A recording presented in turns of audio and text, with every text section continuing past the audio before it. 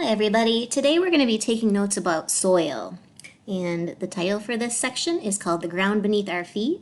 Please pause this video as needed so that you can fill in your notes. Did you know that dirt is not soil? Soil is found in nature and it's an important natural resource. Dirt, on the other hand, is just loose soil found in places that soil doesn't belong. Dirt can be on your clothes, and your hands, and your shoes after you've played outside or worked outside. Soil is important and useful. We eat and make our clothing from plants, and plants grow in soil. So when you go to the grocery store and you see those beautiful stacked produce aisles, all of that produce came from the soil. All the clothes that you wear that's made out of cotton came from plants that grew in the soil. Also, we build things using plants and trees that grow in soil. Different types of soil are mixed to create bricks and cement, and bricks and cement are used to build homes and buildings.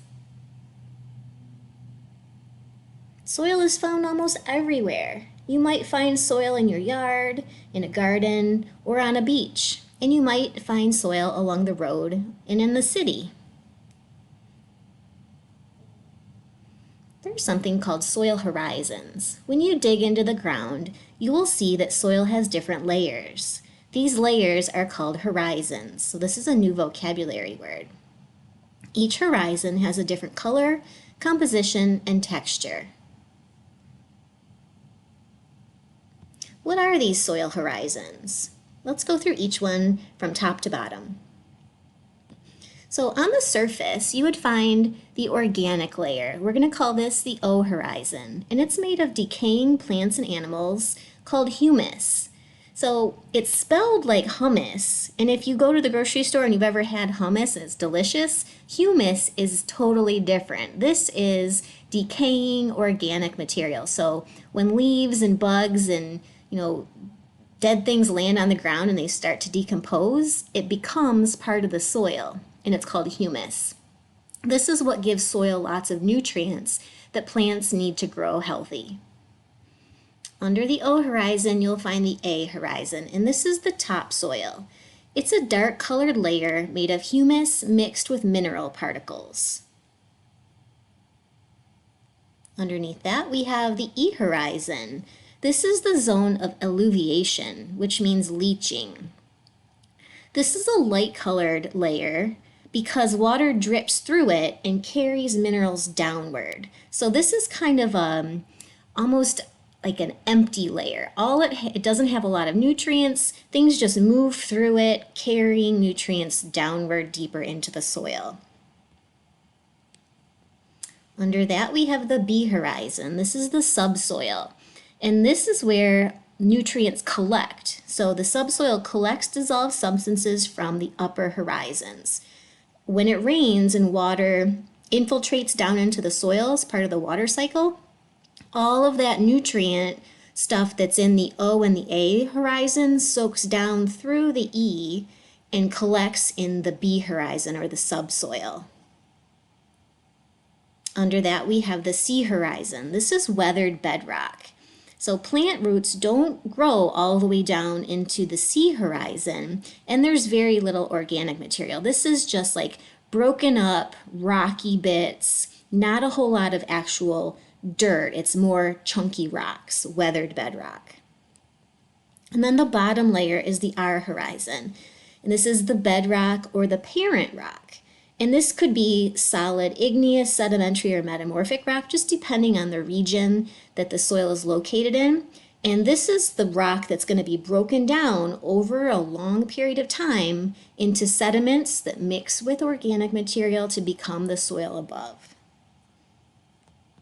So how does soil form anyway? Well, it starts out as rock. So here you have a little illustration. Solid rock, this is the parent rock or bedrock. Over time, the surface rocks break down into smaller pieces and the sediments mix with organic matter.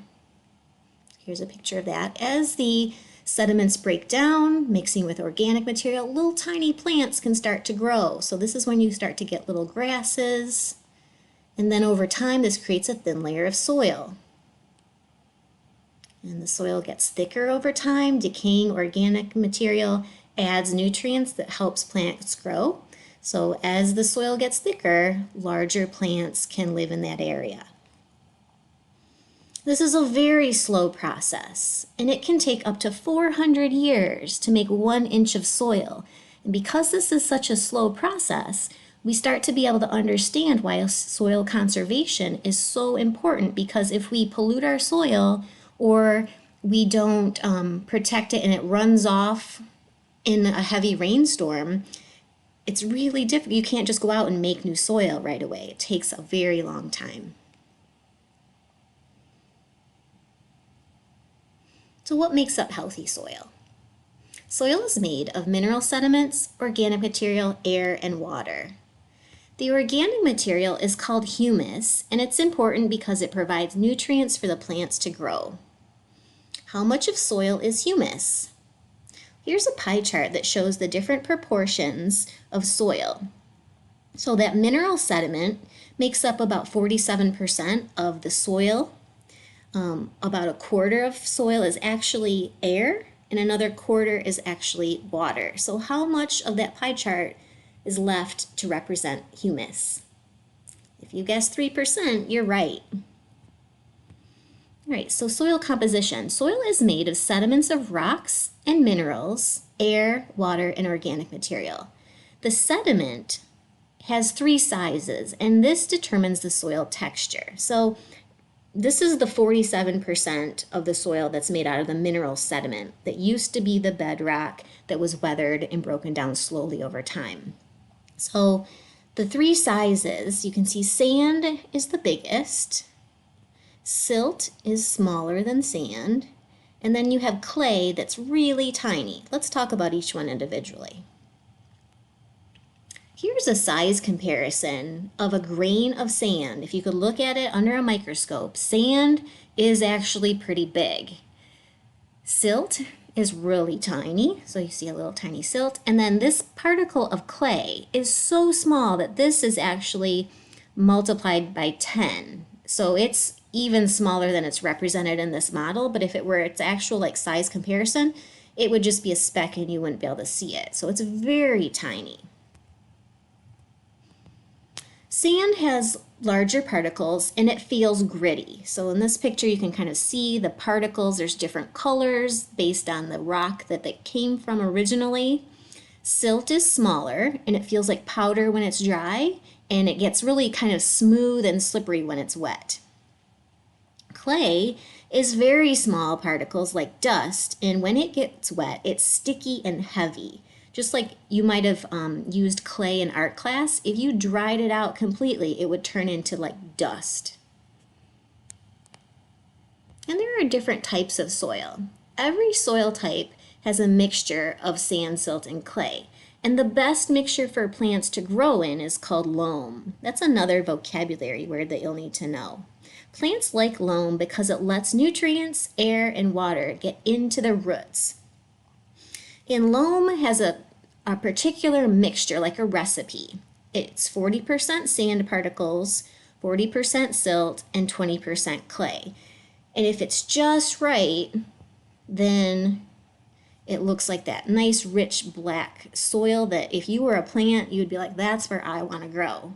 If it has too much clay, it's going to look muddy and gross, and if you were a plant, you'd be like, I don't know about that one. I'd rather live in the loam. Some plants grow better in soil with more water, like in this aquatic marshy area, and other plants grow better in soil with less water, like these desert cactuses. All right, so let's revisit your soil samples that you set up a few weeks ago. How are your soil bottles doing? When we started, everything was all mixed together like that rich, delicious chocolate milkshake. But now, hopefully, you're able to observe different layers in your bottle. So, if we analyze your soil sample, you're going to notice different textures in different parts of your bottle. The organic material is the least dense, and it will be on the top of your bottle. It might even be floating on the top. So this is going to be like little like wood chips, and you might have little bits of leaves and grass and things like that, pine straw maybe floating in the top. Some of it might have settled down and is sitting on the top of your soil.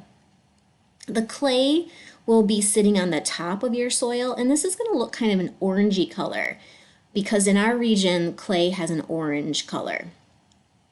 And the reason it's on top is because it's the least dense of all the particles, and you might even have some clay suspended in your water still. So if your water hasn't totally settled out and it's kind of like an orange color, like in this example, those clay particles are still suspended, and over time, if we let the bottle sit for an even longer period of time, more of those clay particles would settle down. Under your clay layer will be your silt, and this is because it's got medium density. Underneath your silt, you'll find sand, and this will sink to the bottom because it's the heaviest and densest of the three types of particles. You might have air in your bottle that came out when you were shaking your bottle, and this is because 25% of soil is made out of air. Now, if you collected your soil sample at a time when we were getting a lot of rain, you might have less air because the rain would take up some of the space inside the soil. So now back to the lab. You're going to need a marker and some tape. If you don't have tape, that's okay. You can just draw right on your bottle. You're going to look closely at your soil. Attach your tape to the bottle just like you see in the diagram. So from the bottom, stretch it up to the top. Look closely at your soil sample, and you're going to determine where your sand, silt, clay, and organic material are located. You're going to draw lines dividing them and label them. So in this example, what's missing? What did I forget to do in this example? Yeah, I forgot to label my organic material. So up here at the top, I should have a label that says organic material because I've got some stuff floating at the top. Little bits of, looks like mulch or just maybe some leaves or something. So when you're trying to figure out where to draw your lines, I want you to pay very careful attention to the texture. The sand is going to look really gritty. The silt, it'll blend together, and you're going to have to decide where you think it changes from sand to silt. The silt is going to be kind of smooth in texture, and then the clay will be an orange stripe. All right, so after you draw and label, you're going to take a picture of your soil sample and post it to the Padlet that's linked on the blog. And if you would like to know the name of your specific type of soil and you're up for a math challenge, go back to the blog and watch the next video. All right, thanks for your hard work, guys.